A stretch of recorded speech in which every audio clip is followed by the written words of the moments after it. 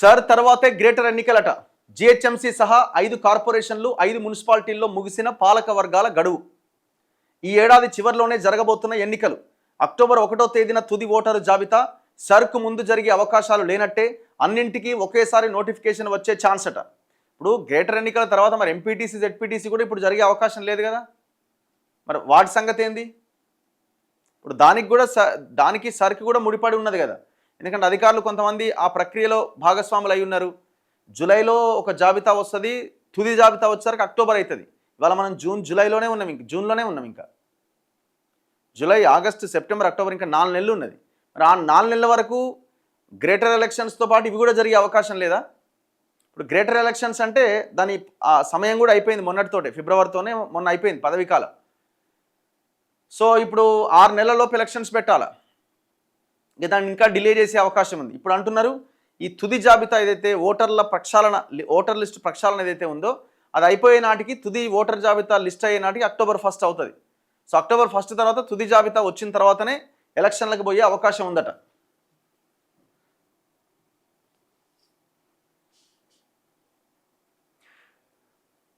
ఆయన లైవ్కి వస్తాడు. సర్ తర్వాతే రాష్ట్రంలో గ్రేటర్ మున్సిపల్ ఎన్నికలు జరిగే అవకాశం ఉంది. గ్రేటర్ హైదరాబాద్, మల్కాజ్గిరి, సైబరాబాద్, వరంగల్, ఖమ్మం కార్పొరేషన్లతో సహా ఇంకా మిగిలి ఉన్న 5 మున్సిపాలిటీలకు ఒకేసారి ఎన్నికలు జరపడానికి ప్రభుత్వం ఏర్పాట్లు చేస్తున్నది. ఫిబ్రవరి 2026లో రాష్ట్ర వ్యాప్తంగా 116 మున్సిపాలిటీలు, 7 కార్పొరేషన్ల ఎన్నికలు జరిగినాయి. ఆ తర్వాత జిహెచ్ఎంసీతో సహా 5 కార్పొరేషన్లు, 5 మున్సిపాలిటీల్లో పాలక వర్గాల గడువు ముగిసింది. కానీ ఇక్కడ ఇంకొకటి ఏంటంటే జిహెచ్ఎంసీ 3 భాగాలుగా డివైడ్ అయింది కదా. ఇప్పుడు ఆ 3 భాగాలకు ఎలక్షన్స్ పెట్టాల్సిన అవసరం ఉన్నది. Malkajgiri municipal corporation, Cyberabad municipal corporation, ఇట్లా ఒక మూడు పార్ట్స్ కింద డివైడ్ అయింది.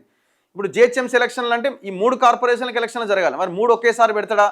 ఈ 3టితో పాటే వరంగల్ అండ్ మిగతావి ఖమ్మం, ఈ కార్పొరేషన్ ఎలక్షన్స్ కూడా దాంతో యాడ్ చేస్తాడా? మరి ఇవి జరగానికంటే ముందే జెడ్పీటీసీ, ఎంపీటీసీ ఎలక్షన్లు ఇంకా పెండింగ్ ఉన్నాయి. మరి అవి కూడా అక్టోబర్ 1 తర్వాతే పెడతాడా? ఇది రేవంత్ రెడ్డి చేతులు ఉన్నది. ఇప్పుడు ప్రస్తుతం వీటిలో స్పెషల్ ఆఫీసర్ల పాలన కొనసాగుతున్నది.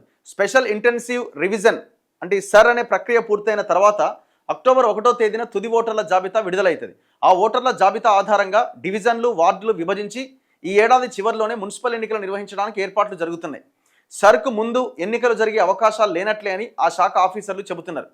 గ్రేటర్తో పాటు అన్నింటికీ ఒకేసారి ఎన్నికల నోటిఫికేషన్ వచ్చే అవకాశం ఉందని అంటున్నారు. ప్రస్తుతం కొనసాగుతున్న 99 డేస్ యాక్షన్ ప్లాన్ తర్వాత ఎన్నికలకు వెళ్లాలని ప్రభుత్వం యోచించింది. అయితే అంతలోనే ఈ సర్ రావడంతో ఎన్నికలకు వెళ్లేందుకు అవకాశం లేకుండా పోయింది. దీంతో ఈ ప్రక్రియ పూర్తయిన తర్వాత ఎన్నికలకు వెళ్లేలా కనిపిస్తోంది. ఫిబ్రవరిలోనే ఈ గడువు ముగిసింది. మొన్న ఫిబ్రవరితోనే ఈ పాలకవర్గం, జిహెచ్ఎంసీ పాలకవర్గం గడువు ముగిసింది. దాని తర్వాతనే ఇప్పుడు దీన్ని 3 పార్ట్స్ కింద డివైడ్ చేసిండు. ఎలక్షన్స్ ఈ సర్ ప్రక్రియ తర్వాత ఎలక్షన్స్ ఉండే అవకాశం ఉందట.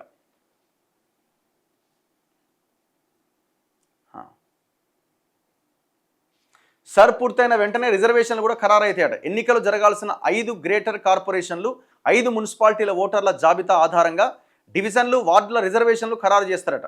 అది కూడా సర్ పూర్తయిన తర్వాత విడుదల చేసే తుది ఓటరు జాబితా ఆధారంగానే రూపొందిస్తారు. ఆ తర్వాతే పోలింగ్ స్టేషన్లు గుర్తిస్తారు. గత ఫిబ్రవరి నెలలో రాష్ట్రంలో 123 చోట్ల జరిగిన మున్సిపల్ ఎన్నికల సమయంలోనే జిహెచ్ఎంసీతో పాటు గ్రేటర్ వరంగల్, ఖమ్మం, ఇతర 5 మున్సిపాలిటీల మేయర్, చైర్పర్సన్ల రిజర్వేషన్లను రాష్ట్ర మున్సిపల్ శాఖ ప్రకటించింది. సో ఏదేమైనా ఈ అక్టోబర్ 1 తర్వాత వచ్చే పూర్తి ఓటర్ లిస్ట్ తర్వాతనే ఈ ప్రక్రియ అంతా స్టార్ట్ కాబోతున్నదట. అయితే అందరూ ఇప్పుడు జిహెచ్ఎంసీ మీద పెద్ద ఫోకస్ లేదు, కానీ ఈ ఎంపీటీసీ, జెడ్పీటీసీ మీద పెద్ద ఫోకస్ ఉన్నది. మరి అవి ఎప్పుడు నిర్వహిస్తారన్నది క్లారిటీ లేదు ఇంకా.